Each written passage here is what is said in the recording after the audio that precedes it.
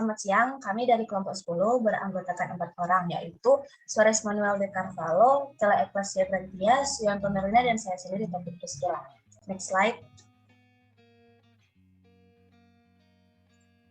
Pada siang hari ini kami akan membahas 2 bab, yaitu bab 9 dan bab 10. Bab 9 yang berjudul transparansi dan strategi komunikasi kebijakan, dan bab 10 koordinasi kebijakan. Next slide. Pada saat ini kita akan masuk ke bab 9, yaitu transparansi dan strategi komunikasi kebijakan. Nah, pada bagian 1 yaitu pendahuluan. Apa itu transparansi dan komunikasi? Nah, transparansi dan komunikasi merupakan bagian integral dari kebijakan moneter dan kebijakan bank sentral pada umumnya. Dan salah satu contohnya yaitu Alan Greenspan. Alan Greenspan ini adalah salah satu orang yang terus bekerja untuk meningkatkan pasar keuangan dan ekonomi. Dan itu berada di Amerika Serikat dan dunia. Next slide.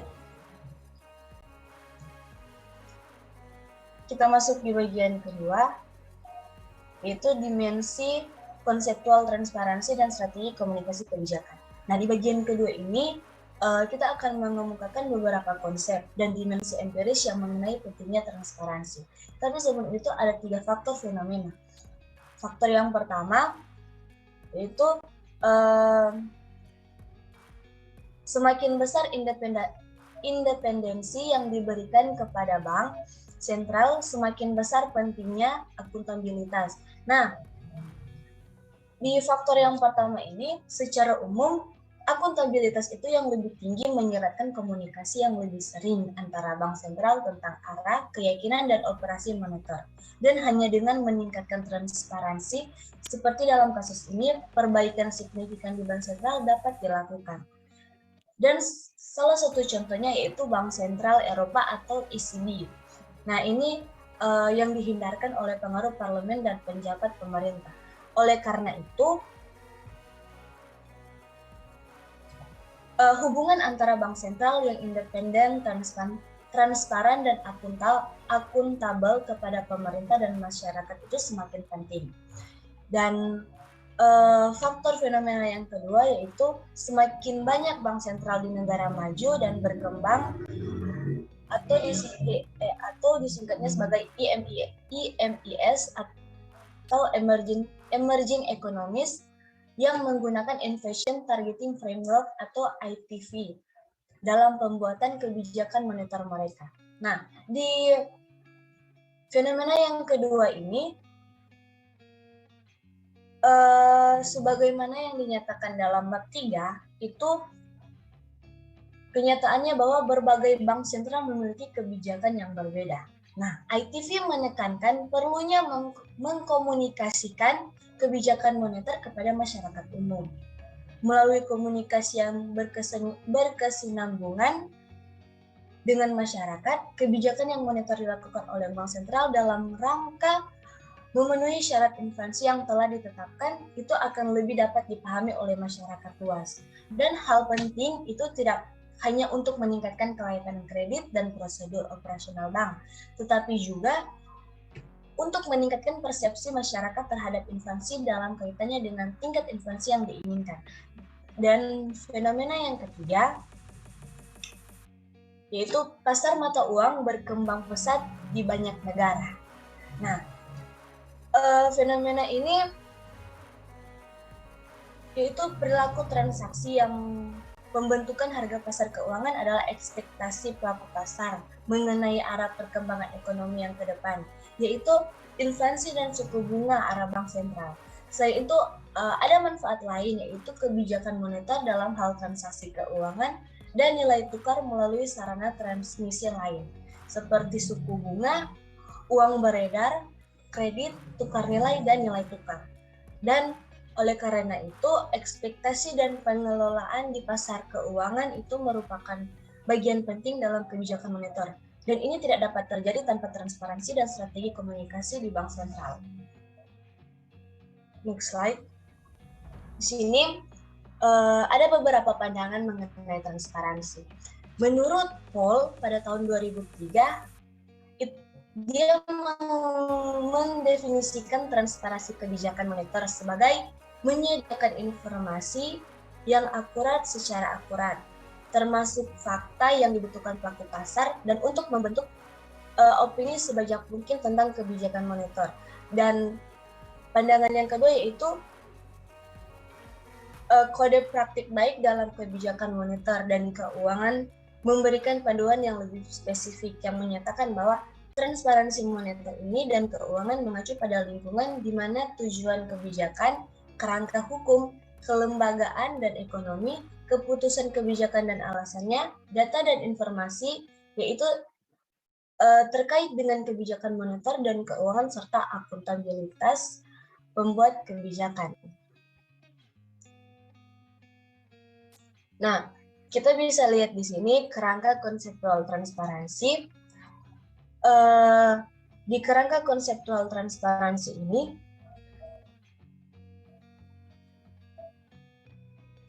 itu adalah pengertian bersama dari pandangan Girards. Nah, di sini yang membuat transparansi dalam tahapan-tahapan pemberian informasi mengenai kebijakan moneter kepada publik. Nah, pada gambar ini, Girards membuat transparansi kelima, yaitu target intervensi secara eksplisit atau transparansi politik. Dan yang kedua, keterbukaan terkait dengan data ekonomi, model dan forecast yang disampaikan Bank Sentral atau ekonomi transparansi. Yang ketiga, informasi terkait dengan strategi kebijakan moneter serta pertimbangan internal terkait. Misalnya, penyampaian publikasi minute dan voting records yaitu yang berada di prosedural transparansi. Yang keempat, mengomunikasikan pengambilan keputusan, misalnya terkait dengan perubahan suku bunga serta penyertaan mengenai arah kebijakan ke depan, yaitu berada di polisi transparansi. Dan yang kelima, keterbukaan mengenai penerapan kebijakan intervensi pasar dan control errors yang berada di operational transparency atau secara dikenal dengan market transparency.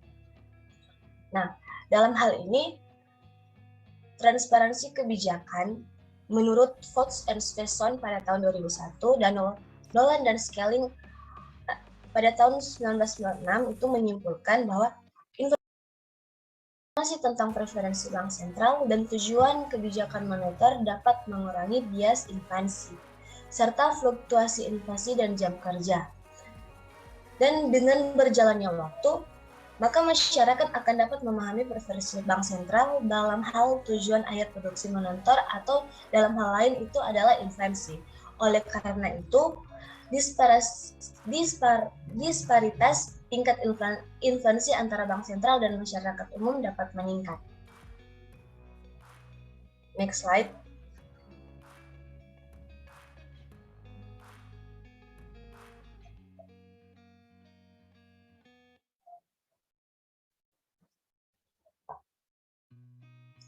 Nah, kita masuk dalam lingkup transparansi penuh versus terbatas.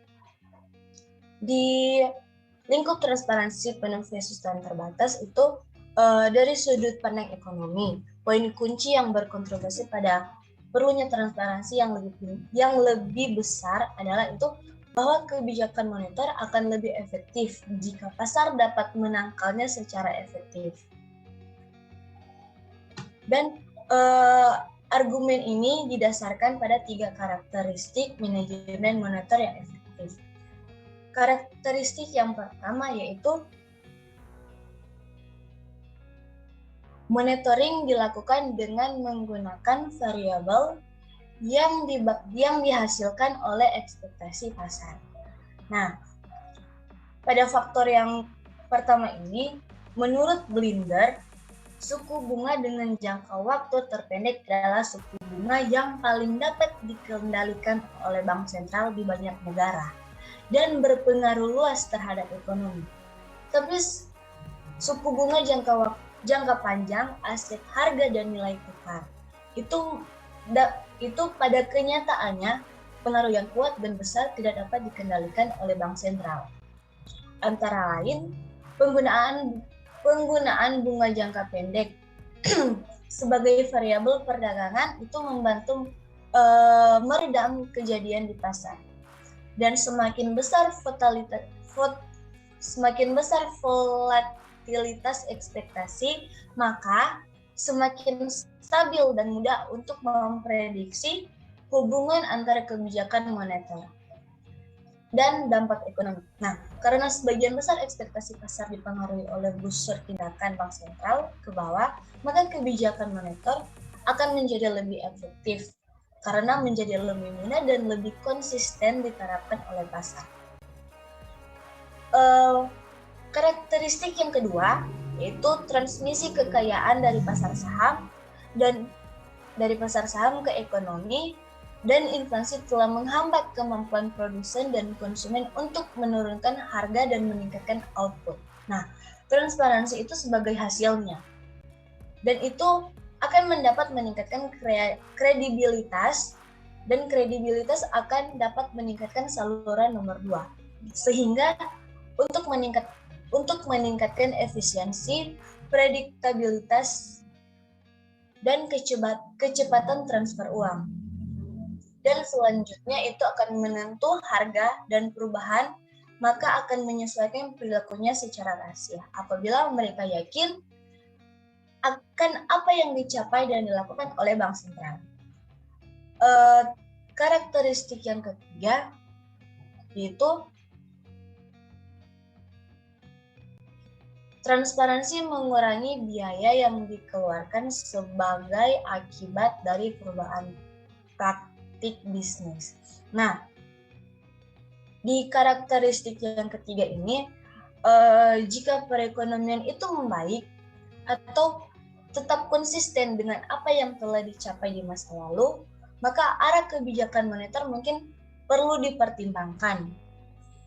Nah, dalam hal ini dapat ditunjukkan bahwa jika bank sentral mengubah kebijakannya, publik akan dirugikan dan kredibilitasnya akan menurun.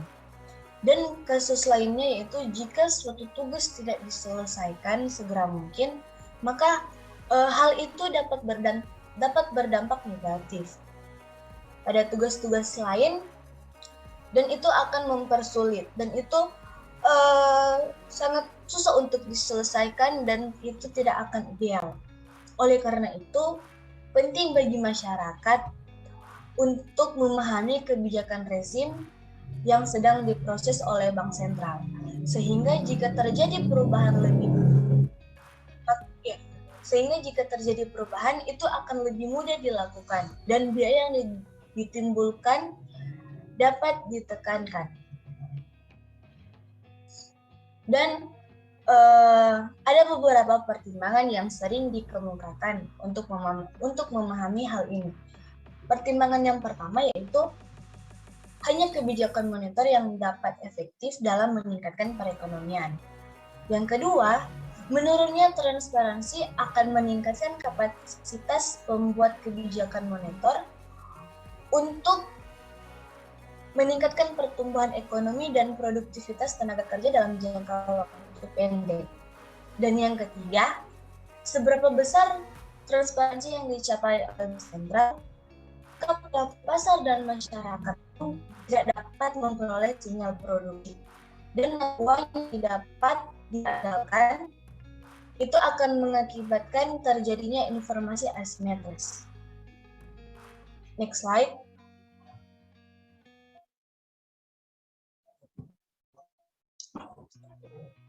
Nah, kita akan masuk ke bagian transparansi rezim dan kebijakan moneter dan akuntabilitas demokrasi. Di sini berbagai perbedaan keadaan perekonomian sebagaimana telah dikemukakan sebelumnya itu menunjukkan berbagai keprihatinan tentang landasan pemikiran dan rumusan transparan kebijakan moneter. Dan demikian pula dalam praktiknya di berbagai bank sentral, parameter pertumbuhan serta strategi komunikasi yang digunakan berbeda-beda. Dan untuk memahami hubungan antara transparansi dan keputusan kebijakan moneter, maka dibuatlah oleh bank sentral seperti direkomendasikan oleh Binder, Goodhart, Gillibrand, Lipton, dan Wiplos. Nah, di gambar transparansi dan rezim kebijakan moneter, di sini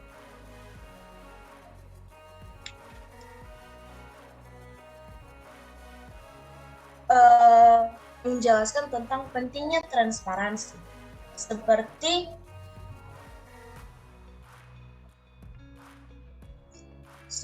yang di gambar ini, maka ada beberapa pertanyaan yang muncul. Mengapa bank sentral begitu lambat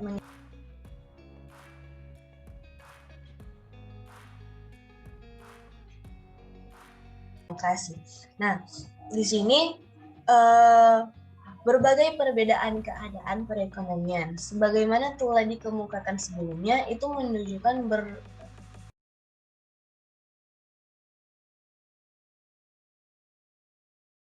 komunikasi yang digunakan itu berbeda-beda. Dan pada satu tingkat ekstrim, komunikasi itu dilakukan dengan hanya bervariasi berdasarkan aspek yang terkait dengan menghasilkan uang.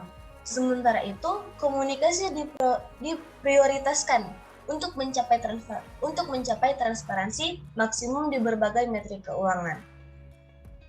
Nah, dalam hal ini penting untuk memahami hubungan antara transparansi dan keputusan kebijakan moneter yang dibuat oleh bank sentral, seperti yang direkomendasikan oleh Binder, Goodhart, Gillibrand, Lipton, dan Wiplos. Nah, untuk itu, bank akan meningkatkan transparansi jika menyediakan waktu yang cukup bagi masyarakat untuk mengedukasi diri dan memberikan informasi yang tepat dan waktu tentang status kebijakan moneter. Nah, dilihat dari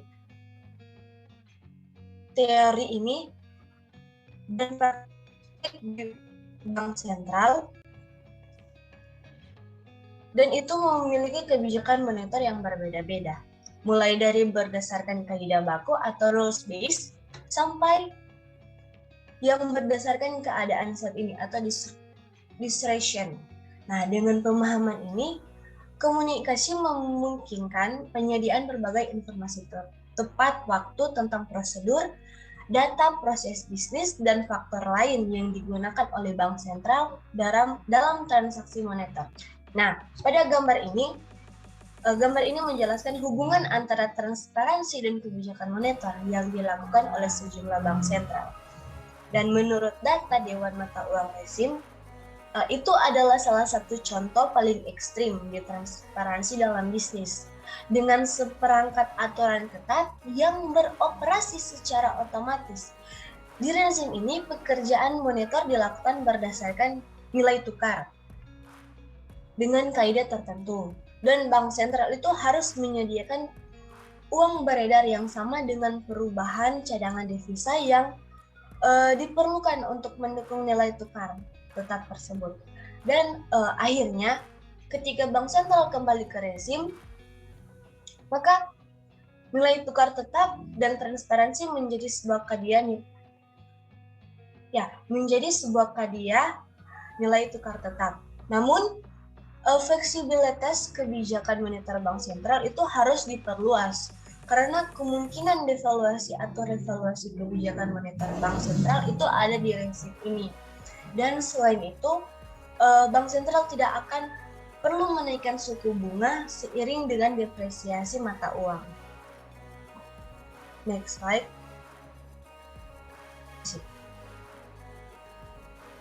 Bank sentral itu adalah lembaga publik yang melakukan tindakan dan kebijakan yang ditempuhnya, dan itu harus bertanggung jawab. Dan penerapan prinsip akuntabilitas demokrasi itu merupakan strategi penting untuk meningkatkan transparansi bank. Ya, meskipun sejumlah bank sentral telah mengurangi keterlibatannya dalam operasi moneter, tapi hal ini itu disebabkan oleh pergeseran prioritas kegiatan moneter dan itu harus diselesaikan, serta pergeseran kepentingan relatif transaksi moneter juga harus diselesaikan. Next slide.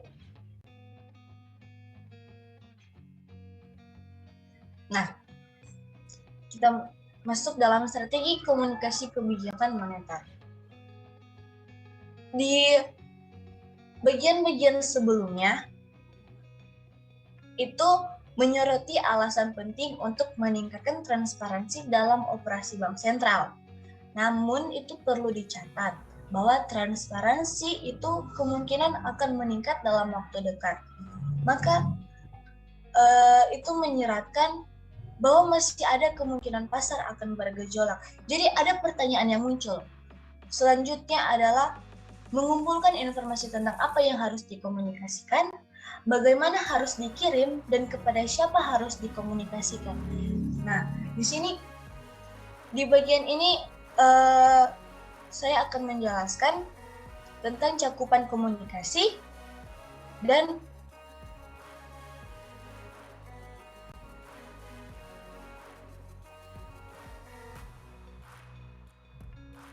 target komunikasi. Di cakupan komunikasi ini,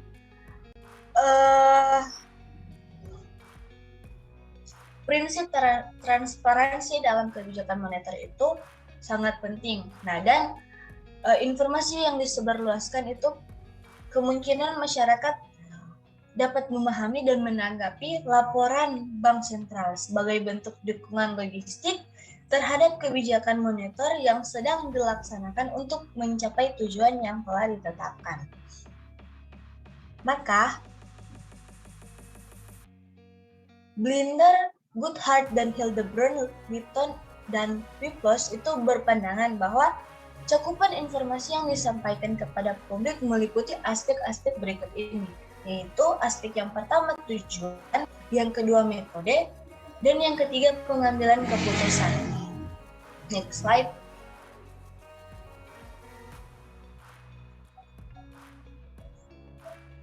Nah, di aspek yang pertama yaitu tujuan. Nah, Bank Sentral harus memberikan jangka waktu tentang apa yang akan dicapai dari kebijakan moneternya, baik tentang akhir tujuan seperti stabilitas harga atau jangka waktu yang pendek seperti sasaran jangka pendek dan sasaran antara seperti uang beredar, suku bunga menengah, dan nilai tukar. Namun apa yang ingin dilihat publik adalah emosionalitas dari tugas yang ada, terutama yang berkaitan dengan peningkatan kesehatan masyarakat dan kemampuan bank sentral untuk mengurangi waktu yang dibutuhkan untuk menghasilkan uang. Dan untuk negara yang memiliki sistem nilai tukar tetap, maka informasinya jelas dan ringkas. Dan di rezim ini, nilai tukar yang ditetapkan pada tingkat tertentu atau waspada kisaran itu merupakan tujuan dari kebijakan moneter itu sendiri. Dan selain itu, ada bank yang memiliki jangka panjang yang sama. Dan itu menjadikan sasaran akhir yang ingin dicapai relatif yang kurang jelas. Dan situasi ini telah terjadi misalnya di Bank Federal Reserve Amerika Serikat, yang dimana mereka bertanggung jawab atas kebijakan moneter untuk mencapai stabilitas harga dan mencegah partisipasi angkatan kerja yang berlebihan. Dan aspek yang kedua yaitu metode. Nah, perbedaan pandangan juga masih terjadi dalam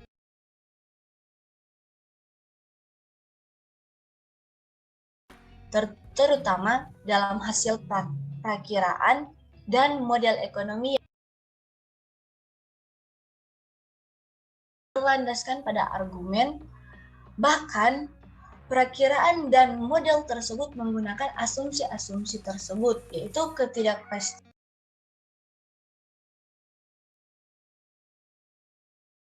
lain,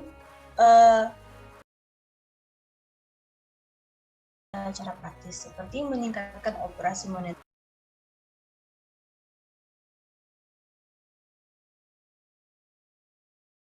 nasional. Dan di Nah, di pengambilan keputusan ini, bank sentral yang berada di berbagai negara umumnya membuat perubahan sasaran operasional jangka pendek suku bunga. Dan jenis praktik ini menjadi lebih umum di kalangan bank.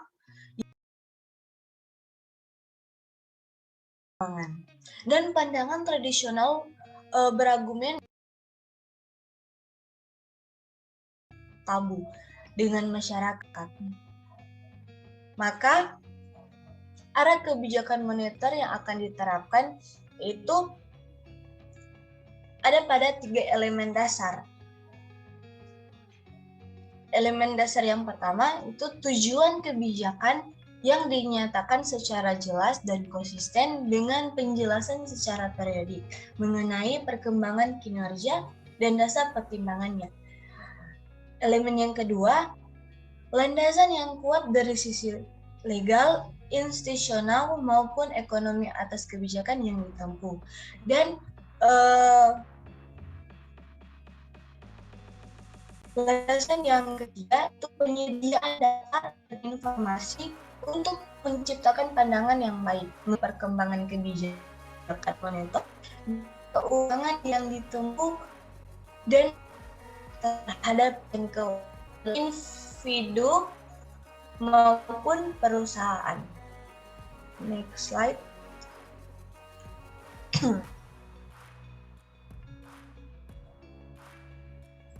Nah, secara rinci ada beberapa pokok cakupan transparansi mengenai kebijakan moneter yang dimuat dalam dokumen ini, yaitu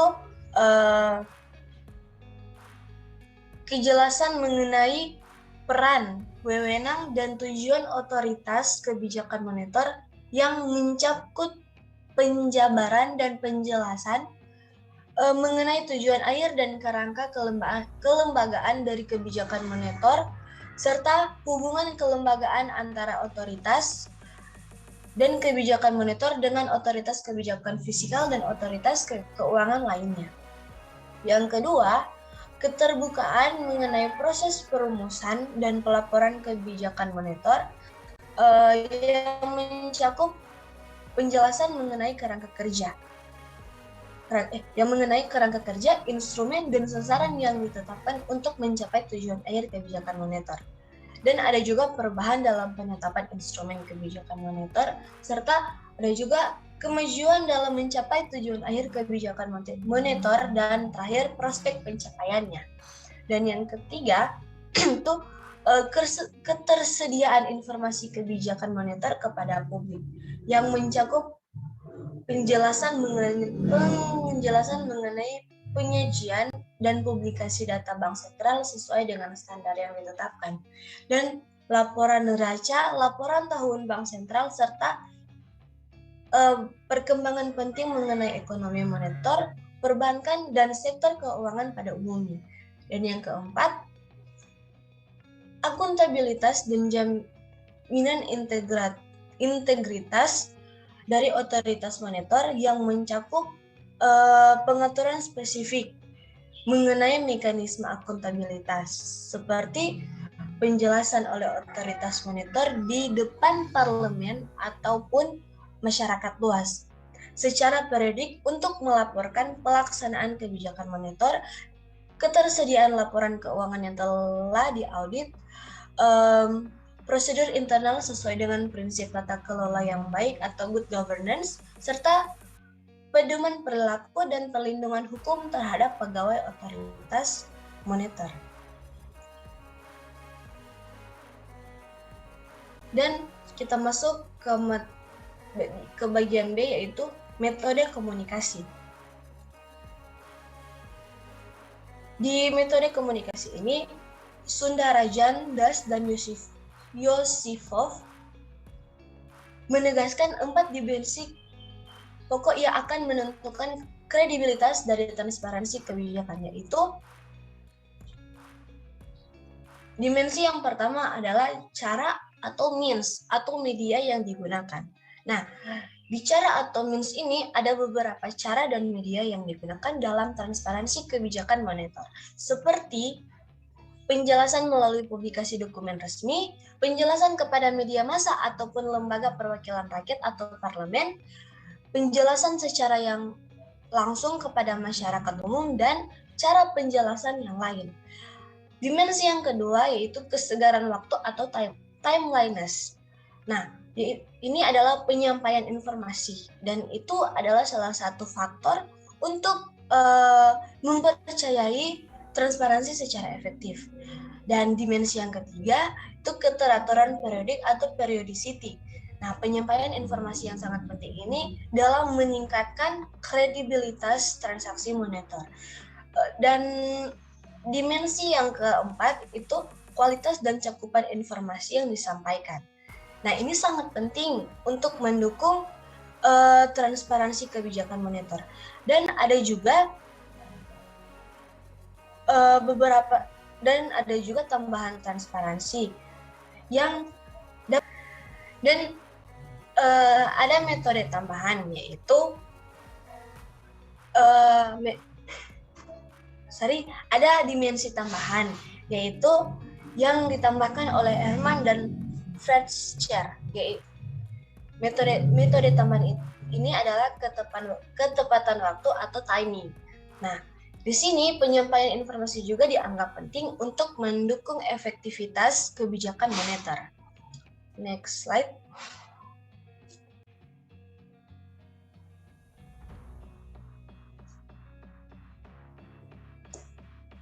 Yaitu target yang pertama, media massa dan masyarakat. Kedua, pemerintah dan parlemen. Ketiga, pasar keuangan. Dan keempat, pemerintah bank sentral. Nah, kita masuk pada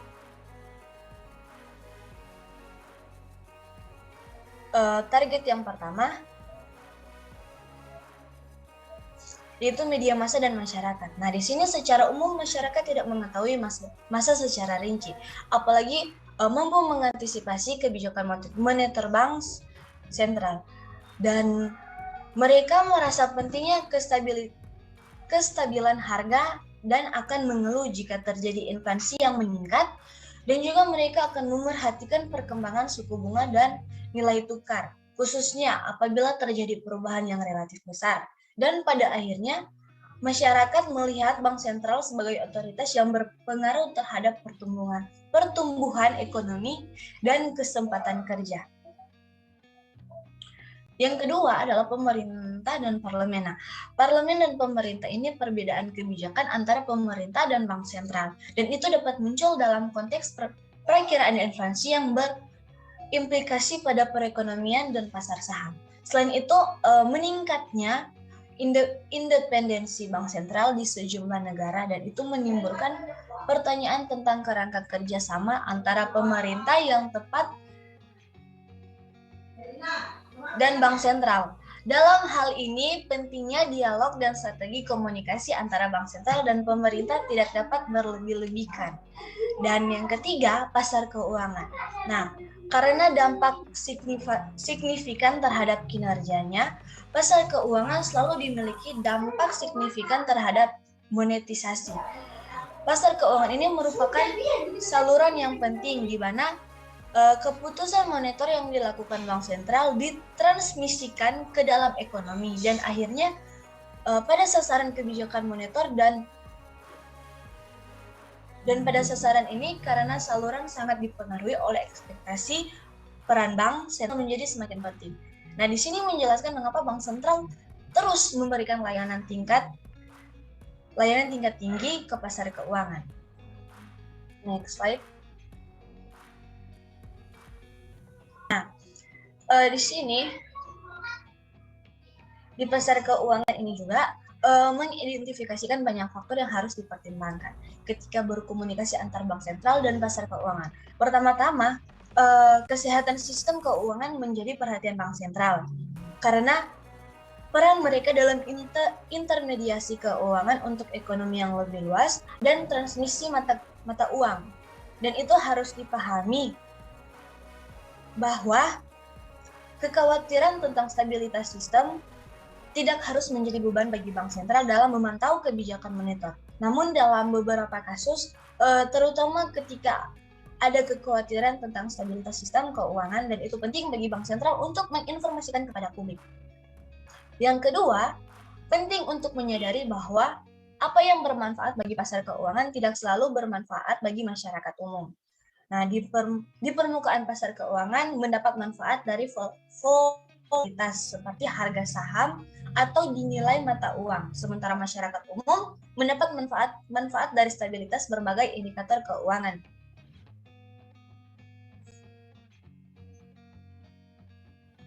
Nah, di kedua ini juga pasar keuangan beroperasi dalam jangka pendek, bahkan dari fajar hingga senja. Sementara masyarakat mengkhawatirkan dampak depresiasi mata uang terhadap inflasi dan pertumbuhan ekonomi yang dapat terjadi dalam beberapa tahun ke depan.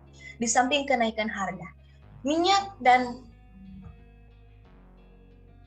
komoditas lainnya, transparansi kebijakan moneter itu berpotensi menurunkan nilai pasar uang di mata masyarakat luas. Dan yang lebih transparan itu akan mengecilkan volatilitas yang terjadi atau itu dapat diciptakan oleh pasar keuangan sebagai akibat dari pembentukan kebijakan yang tidak sesuai dengan arah kebijakan moneter. Selain itu, transparansi akan memungkinkan peserta untuk menilai pertumbuhan dan profitabilitas sebagai kriteria jika ada kenaikan ekspektasi di pasar keuangan. Dan yang keempat adalah pengamat bank sentral. Nah, pengamat bank sentral akan berada di keuangan, media atau akademisi. Nah, mereka memiliki dasar yang kuat dalam pengetahuan teknis. Dan itu memungkinkan mereka untuk memahami transaksi mata uang global. Oleh karena itu, pengamat yang bersangkutan berperan penting dalam menyebarkan informasi dari bank sentral dan menginformasikan kepada masyarakat atas informasi yang disebarluaskan oleh bank sentral. Selain itu, banyak orang dalam kelompok ini memiliki kemampuan untuk mempengaruhi arah kebijakan moneter bank sentral. Yang penting dalam hal mentransfer uang ke pasar saham atau membentuk opini publik. Dengan kemampuan seperti itu, mereka yang terlibat dalam permainan akan dapat membuat ketupat dan melalui strategis komunikasi yang efektif. Dan transparansi akan mengurangi risiko salah tasvir atau beberapa data, sehingga kami dapat meningkatkan kejelasan dan ketepatan waktu informasi yang kami terima dari bank. Akan tetapi, mempersembahkan informasi yang berlebihan, khususnya untuk hal-hal yang dirahasiakan, tidak selalu berpengaruh positif terhadap peran para pengamat tersebut. Karena juga itu terdapat risiko penggunaan informasi. Dan selanjutnya akan dijelaskan oleh teman saya.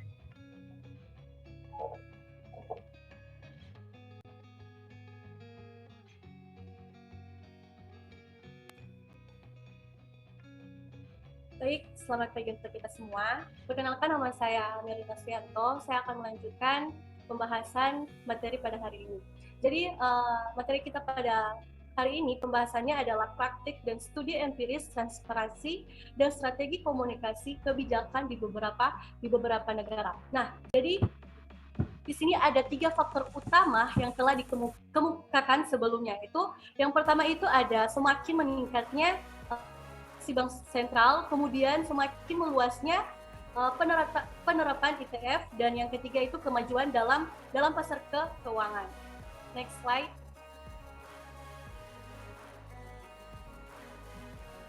Sekarang kita masuk pada pembahasan tentang penilaian transparansi oleh IMF. Nah, jadi IMF ini dikembangkan tahun 1995 dan kini diikuti oleh banyak negara anggotanya. Kemudian penilaian pertama kali ini dilakukan pada tahun 2000 yang diikuti oleh 3 negara yang kemudian meningkat menjadi 57 negara dari 180 negara anggotanya IMF.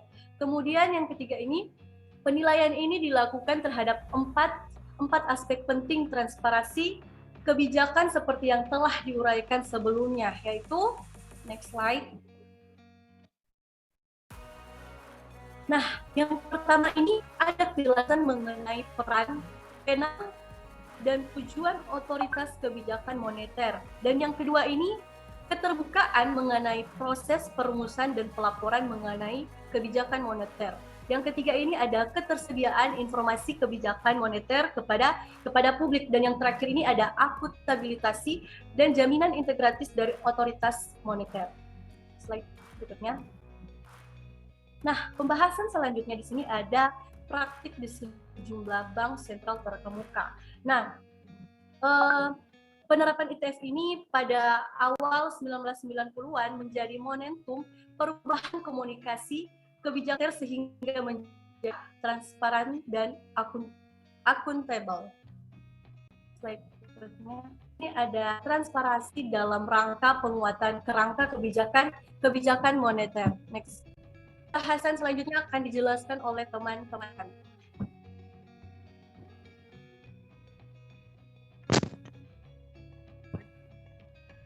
Oke, perkenalkan, nama saya Suarez Mabel de Carvalho.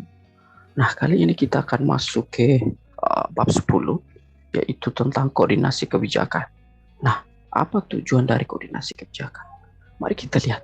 Tujuan utama dari kebijakan ekonomi makro adalah untuk mencapai pertumbuhan ekonomi yang berkesinambungan atau yang berkelanjutan, sustainable growth, dan didukung oleh tingkat harga yang rendah dan stabil, dengan kondisi sektor eksternal yang kuat serta sistem keuangan yang sehat. Jadi teman-teman, untuk mencapai tujuan tersebut harus ada dua kebijakan ekonomi makro utama yang dapat digunakan adalah kebijakan moneter oleh bank sentral dan kebijakan fiskal yang dilakukan oleh pemerintah. Makanya kebijakan moneter maupun kebijakan fiskal mempunyai keterkaitan satu sama lain. Setiap kebijakan dari bank sentral tidak dapat bekerja sendiri karena terkait dengan kebijakan yang dimiliki oleh pemerintah. Nah, saya akan berikan satu contoh. Ketika satu negara mengalami krisis keuangan dan ekonomi, maka kebijakan moneter dan kebijakan fiskal harus sama-sama mengambil keputusan untuk bersama memulihkan krisis ekonomi. Tidak bisa kebijakan moneter mengambil keputusan sendiri dan kebijakan fiskal kebijakan moneter maupun kebijakan fiskal mempunyai keterkaitan satu sama lain. Setiap kebijakan dari bank sentral tidak dapat bekerja sendiri karena dengan kebijakan yang dimiliki oleh pemerintah. Nah, selanjutnya ini kita akan membahas secara khusus membahas permasalahan koordinasi kebijakan. Kita ada beberapa bagian. Di sini kita akan lihat ada beberapa bagian. Itu adalah kita akan mengemukakan beberapa konsep dan dimensi empiris yang mendasari pentingnya koordinasi kebijakan. Nah, kita akan menjelaskan aspek legal dan bentuk koordinasi kebijakan Bank Indonesia dan pemerintah. Nah, kita akan menyajikan catatan bentuk mengenai koordinasi kebijakan penerapan dan tantangan di slide ketiga, menjelaskan tinjauan konsepsional koordinasi kebijakan. Nah, seringkali adanya perdebatan antara kebijakan fiskal maupun kebijakan moneter. Apabila terjadi kebijakan tersebut penerapan bertentangan, hasil kebijakan tersebut menjadi kurang optimal. Makanya oleh sebab itu otoritas pada masing-masing kebijakan harus memperhatikan adanya koordinasi antara kebijakan. Nah, untuk memahami masalah kondisi kebijakan tersebut, maka kita harus dikemukakan beberapa pandangan konsep. Nah, trade-off kebijakan dan tantangan yang dihadapi pada penerapan koordinasi serta studi empiris mengenai penerapan koordinasi kebijakan dan beberapa negara. Nah, mari kita lihat di pandangan konseptual mengenai koordinasi kebijakan.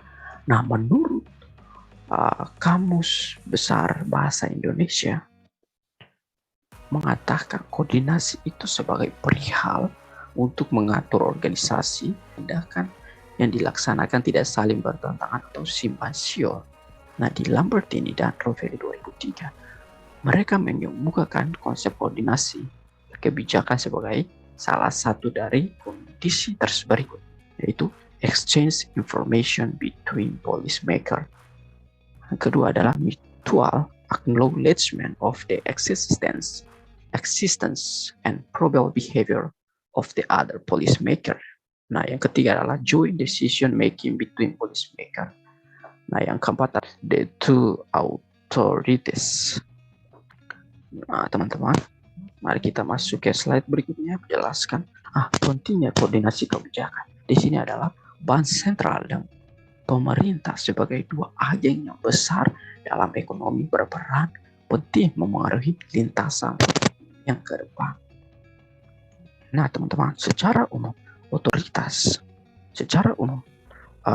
nah kita akan harus mempertimbangkan pentingnya kedua kebijakan tersebut serta sebuah kompleksitas yang dapat muncul dalam proses interaksinya, maka pengelolaan kebijakan fiskal dan kebijakan moneter tidak dapat berdiri sendiri. Nah, kita lihat kebijakan fiskal dan moneter juga akan berdampak pada perilaku dua agen ekonomi lainnya, yaitu kepada rumah tangga dan kepada perusahaan, kepada household dan firm yang pada akhirnya akan menentukan kegiatan ekonomi secara keseluruhan. Kebijakan fiskal maupun kebijakan moneter yang parsial niscaya akan memunculkan hasil suboptimal bagi perekonomian. Tanpa adanya koordinasi, dikhawatirkan tujuan masing-masing pihak berpotensi tidak tercapai dengan maksimal, memungkinkan terjadinya benturan seperti kepentingan yang bersifat trade off. Nah, terakhir adalah koordinasi yang baik akan tercermin dari sinergi antara kebijakan dan fiskal mencapai pertumbuhan optimal dan harga stabilitas tertentu. Nah, kita harus memperhatikan bagaimana pentingnya kedua kebijakan tersebut serta sebagai kompleksitas yang dapat muncul dalam proses interaksinya. Maka pengelolaan kebijakan fiskal dan kebijakan moneter tidak dapat berdiri sendiri. Nah, selanjutnya akan dibahas oleh teman saya, Ecclesia Tella. Thank you. Kenalkan, nama saya Tella Ecclesia Gratia Tella, dan saat ini saya akan melanjutkan presentasi dari Suarez Manuel. Baik, selanjutnya koordinasi terkait stabilitas sistem keuangan. Keberhasilan Bank Indonesia dalam menjaga stabilitas moneter tidak akan efektif tanpa diikuti stabilitas sistem keuangan. Karena pertumbuhan ekonomi yang berkelanjutan membutuhkan tingkat harga yang stabil dan sistem keuangan yang kondusif. Sistem keuangan merupakan salah satu jalur transmisi kebijakan moneter. Ketidakstabilan moneter akan mempengaruhi stabilitas sistem keuangan karena kondisi ekonomi makro yang kondusif menjadi prasyarat berfungsinya pasar keuangan dan bisnis jasa keuangan. Bank Indonesia memiliki 4 peran utama dalam menjaga stabilitas sistem keuangan, yaitu yang pertama menjaga stabilitas moneter, antara lain melalui instrumen suku bunga dalam operasi pasar terbuka, mengingat gangguan stabilitas moneter memiliki dampak langsung terhadap berbagai aspek ekonomi. Yang kedua yaitu mengatur dan menjaga kelancaran sistem pembayaran. Dan yang ketiga melakukan fungsi riset dan pemantauan terhadap faktor-faktor risiko yang dinilai mengancam stabilitas keuangan, dan memberi jaringan pengaman kepada sistem keuangan melalui fungsi bank sentral sebagai lender of the last resort. Next slide.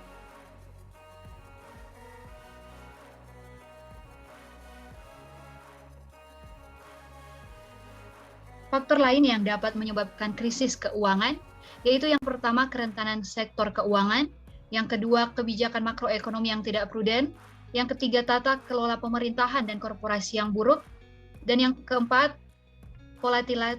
volatilitas aliran modal yang besar. Upaya menjaga stabilitas sistem keuangan memerlukan kemampuan mengantisipasi risiko sistematik yang terjadi karena keterkaitan sistem keuangan dengan makroekonomi dan menempuh langkah-langkah pencegahan agar terhindar dari krisis. Next slide. Selanjutnya, mekanisme koordinasi kebijakan stabilitas sistem keuangan. Sebelum adanya payung hukum Undang-Undang Nomor 9 Tahun 2016, koordinasi antar keuangan atau FSSK yang dibentuk pada tahun 2005. Dan peran dari FSSK ini yaitu sebagai forum koordinasi, kerjasama, dan pertukaran informasi antara otoritas yang berkepentingan dalam pemeliharaan stabilitas sistem keuangan di Indonesia. FSSK dibentuk berdasarkan keputusan bersama Menteri Keuangan, Gubernur Bank Indonesia, dan Ketua Dewan Komisioner Lembaga Peminjam Simpanan. Ada 4 fungsi pokok FSSK dalam mengatur stabilitas sistem keuangan. Yang pertama yaitu menunjang pelaksana tugas Komite Koordinasi dalam proses pengambilan keputusan terhadap bank bermasalah yang ditengarai sistemik. Yang kedua, melakukan koordinasi dan tukar-menukar informasi untuk sinkronisasi peraturan perundang-undangan dan ketentuan di bidang perbankan, lembaga keuangan non-bank, dan pasar modal. Yang ketiga yaitu membahas berbagai permasalahan yang dihadapi oleh lembaga yang berkecimpung dalam sistem keuangan yang berpotensi sistemik berdasarkan informasi dari otoritas pengawas lembaga keuangan. Dan yang keempat, untuk mengkoordinasikan pelaksanaan atau persiapan inisiatif tertentu di sektor keuangan. Dan untuk memudahkan pelaksanaan keempat fungsi yang di atas ini, FSSK dikelompokkan dalam 3 jenjang, yaitu yang pertama forum pengarah, yang kedua pelaksana, dan yang ketiga tim kerja. Next slide. Selanjutnya yaitu payung hukum koordinasi kebijakan terkait stabilitas sistem keuangan. Pencegahan dan penanganan krisis sistem keuangan disahkan Undang-Undang Nomor 9 Tahun 2016 tentang pencegahan dan penanganan krisis sistem keuangan atau yang disebut UU PPKSK. Dengan adanya undang-undang tersebut, mengakibatkan Forum Stabilitas Sistem Keuangan atau FSSK memiliki payung hukum yang kuat. Undang-undang PPKSK ini mengamanatkan pembentukan Komite Stabilitas Sistem Menteri Keuangan sebagai koordinasi merangkap anggota dengan hak suara, Gubernur Bank Indonesia dan Ketua Dewan Komisioner OJK sebagai anggota dengan hak suara, dan yang terakhir Ketua Dewan Komisioner LPS sebagai anggota tanpa hak suara. Ada 3 tugas utama KSSK dalam pencegahan dan penanganan krisis sistem keuangan. Di antaranya yaitu mengkoordinasi dalam rangka pemantauan dan pemeliharaan stabilitas sistem keuangan yang mencakup bidang fiskal, moneter, makroprudensial, dan mikroprudensial jasa keuangan, pasar keuangan, infrastruktur keuangan, termasuk sistem pembayaran dan penjaminan simpanan, serta resolusi bank. Yang kedua yaitu penanganan krisis sistem keuangan yang melibatkan Presiden Republik Indonesia selaku pemutus kondisi krisis stabilitas sistem keuangan.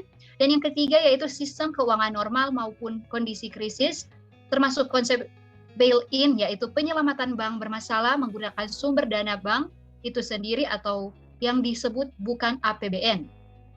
Next slide. Selanjutnya kita akan membahas mengenai koordinasi terkait kebijakan makroprudensial. Undang-Undang Nomor 21 Tahun 2011 tentang Otoritas Jasa Keuangan atau OJK, fungsi, tugas, dan wewenang pengaturan dan pengawasan kegiatan jasa keuangan di sektor perbankan beralih dari Bank Indonesia ke OJK sejak tanggal 31 Desember 2013. Namun, Bank Indonesia tetap melakukan pengaturan dan pengawasan makroprudensial.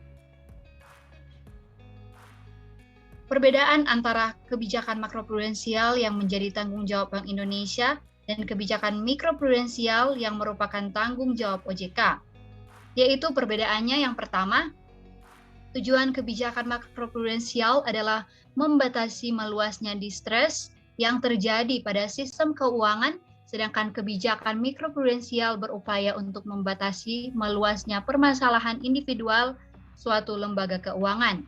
Yang kedua yaitu tujuan akhir dari kebijakan makroprudensial adalah mencegah timbulnya biaya makroekonomi akibat ketidakstabilan sistem keuangan. Sedangkan tujuan akhir kebijakan mikroprudensial memberikan perlindungan kepada konsumen. Dan yang ketiga yaitu karakteristik makroprudensial umumnya dipengaruhi oleh atau tergantung pada perilaku kolektif, sedangkan risiko mikroprudensial tergantung pada perilaku individual perusahaan keuangan. Baik, di sini ada gambar 10.4. Dalam gambar 10.4 ini mengenai pertemuan High Level FKMM atau Forum Koordinasi Makroprudensial Mikroprudensial. Gambar 10.4 ini membahas tentang isu strategi terkait koordinasi Bank Indonesia dan Otoritas Jasa Keuangan atau OJK yang dihadiri oleh pimpinan lembaga Bank Indonesia atau anggota Dewan Gubernur Bank Indonesia dan Ketua Dewan Komisioner atau anggota Dewan Komisioner OJK, dan setelah itu pimpinan lembaga ini yang akan memutuskan kesepakatan atau rekomendasi, dan pertemuan tersebut dilakukan minimal 1 bulan sekali. Yang hasil dari pertemuan High Level FKMM ini ditindaklanjuti oleh masing-masing lembaga sesuai kewenangan. Next slide.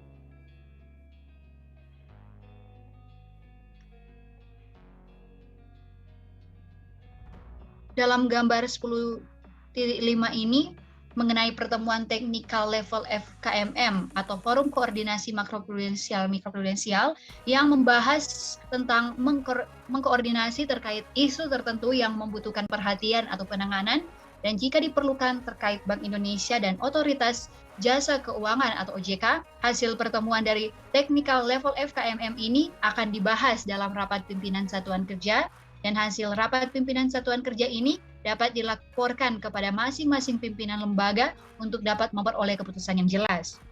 Next slide. Selanjutnya yaitu koordinasi pengembangan sektor real. Stabilitas harga membutuhkan pertumbuhan ekonomi yang tinggi dan berkualitas yang antara lain dicapai melalui pengembangan sektor real. Pengembangan sektor real berkontribusi melalui pembentukan sistem penawaran yang fleksibel dalam merespon perubahan permintaan agregat dan memperbaiki struktur serta konsentrasi pasar barang dan jasa. Dalam upaya meningkatkan efektivitas pelaksanaan tugas, Bank Indonesia menempuh bauran kebijakan moneter dengan berbagai strategi kebijakan lain termasuk pengembangan sektor real, khususnya UMKM. Berdasarkan survei dari Kementerian Koperasi dan UKM, pada tahun 2017, 99% dari pelaku usaha dalam perekonomian adalah UMKM dengan kapasitas penyerapan tenaga kerja sebesar 97,02% dari seluruh tenaga kerja. Sementara kontribusi UMKM pada pendapatan nasional mencapai 60%, namun kontribusinya terhadap total ekspor non-migas baru mencapai 14,17%. Tujuan kebijakan pengembangan sektor real dan UMKM yaitu yang pertama, perbaikan sisi penawaran pada sektor ekonomi yang mengalami keterbatasan pembiayaan bank dan lembaga pembiayaan lain, khususnya lapangan usaha yang memproduksi barang konsumsi dan bahan baku yang memiliki bobot inflasi yang besar dalam keranjang IHK, serta bahan baku dan barang antara substitusi impor. Yang kedua yaitu peningkatan kemampuan pengusaha mikro, kecil, dan menengah, sehingga pasar barang dan jasa mengalami perbaikan struktur dan tingkat kompetisi melalui yang pertama, pengurangan konsentrasi pasar, yang kedua pengurangan margin laba dan harga, dan yang ketiga yaitu pengurangan kekakuan margin laba terhadap perubahan permintaan. Next slide.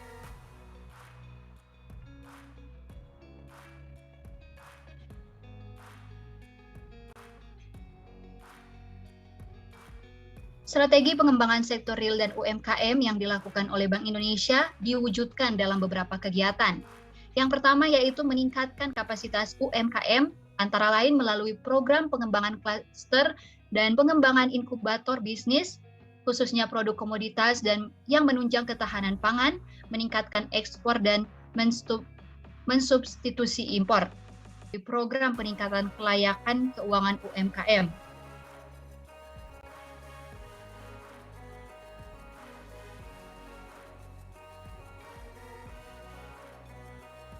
Dan yang ketiga yaitu meningkatkan koordinasi dan kerjasama dengan pemerintah daerah, pemerintah pusat, dan lembaga internasional melalui MOU dan mekanisme koordinasi lain. Next slide. Ada beberapa program pengembangan sektor real. Yang pertama yaitu bekerja sama dengan Kementan, Bank Indonesia melakukan pengembangan klaster produk pertanian yang tersebar di seluruh Indonesia, yaitu yang pertama, pengembangan infrastruktur keuangan dan sarana dalam rangka peningkatan akses pelaku usaha tani ke industri keuangan. Yang kedua, peningkatan pemahaman seluruh usaha tani di bidang keuangan serta kemandirian dalam kegiatan usaha. Dan yang ketiga, peningkatan efisiensi produk untuk melakukan nilai tambah sesuai karakter produk. Program yang kedua yaitu Bank Indonesia bekerja sama dengan Kemenko UKM mendirikan lembaga-lembaga yang memberikan konsultasi kepada UMKM. Yang ketiga yaitu mendorong pelaksana sertifikat lahan usaha mikro kecil yang merupakan program BPN. Yang keempat yaitu mendukung program Minapolitan yang digagas oleh Kementerian Kelautan dan Perikanan. Konsep tersebut merupakan sinergi atas seluruh potensi dan sumber daya yang meliputi produksi, bahan baku, pengelolaan, dan pemasaran dalam satu wilayah. Dan yang kelima yaitu Bank Indonesia bertindak sebagai mitra Kemenko Perekonomian dalam pelaksanaan program kredit usaha rakyat atau KUR dan percepatan pendirian perusahaan penjaminan kredit daerah atau PPKD. Next slide.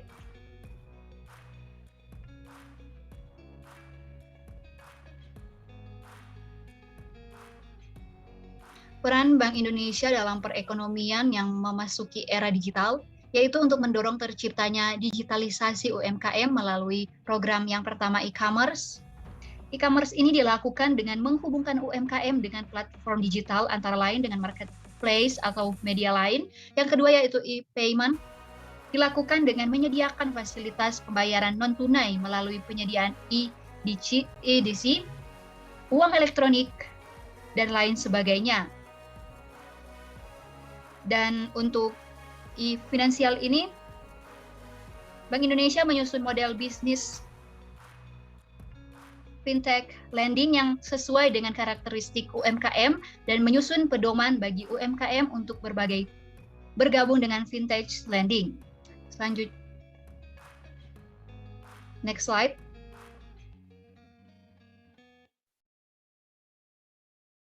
Selanjutnya, koordinasi dalam rangka mendorong reformasi struktural.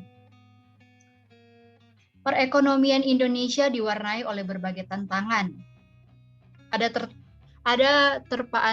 dua terpaan krisis besar, yaitu yang pertama krisis keuangan Asia dan krisis keuangan global telah memberikan tantangan besar bagi otoritas kebijakan di Indonesia. AFC 1997-1998 menimbulkan permasalahan baik pada sektor keuangan maupun sektor real.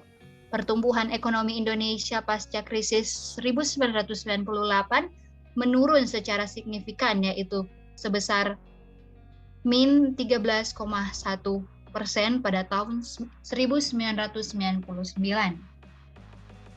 Sementara pada krisis keuangan global 2008 sampai 2009, perekonomian Indonesia memiliki ketahanan ekonomi yang lebih kuat, sehingga dampak krisis masih relatif lebih baik jika dibandingkan dengan krisis yang terjadi pada tahun 1997 sampai 1998.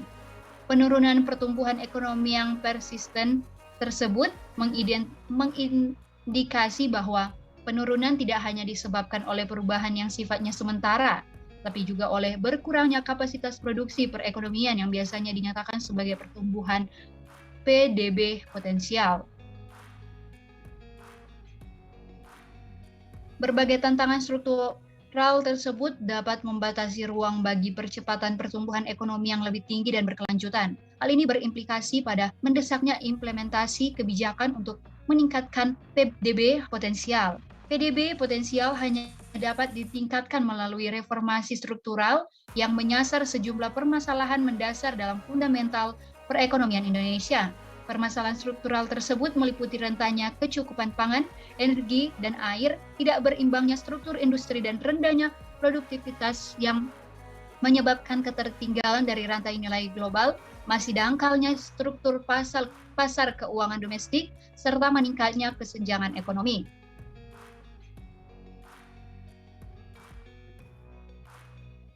Upaya untuk memperbaiki fundamental ekonomi Indonesia melalui reformasi struktural membutuhkan kerjasama antar pangku kebijakan termasuk Bank Indonesia, mengingat sifat reformasi struktural yang cenderung berada di sisi penawaran dan berdimensi waktu panjang.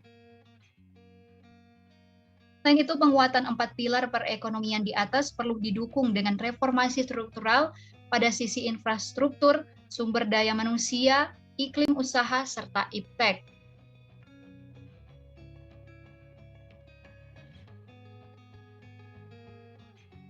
Pembentukan kelompok kerja pemerintah untuk memperlancar koordinasi lintas instansi dan implementasi berbagai paket kebijakan ekonomi mencakup sebagai berikut.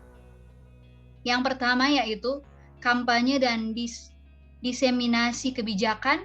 Yang kedua, percepatan dan penuntasan regulasi.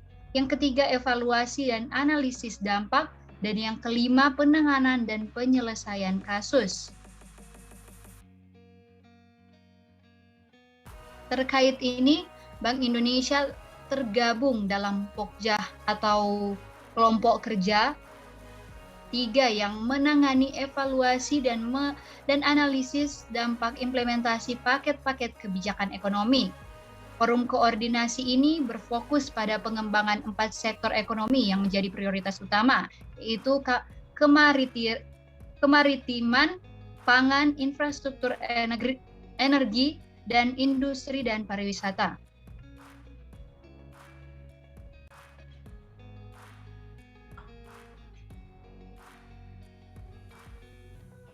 Demikianlah presentasi dari kelompok kami. Terima kasih.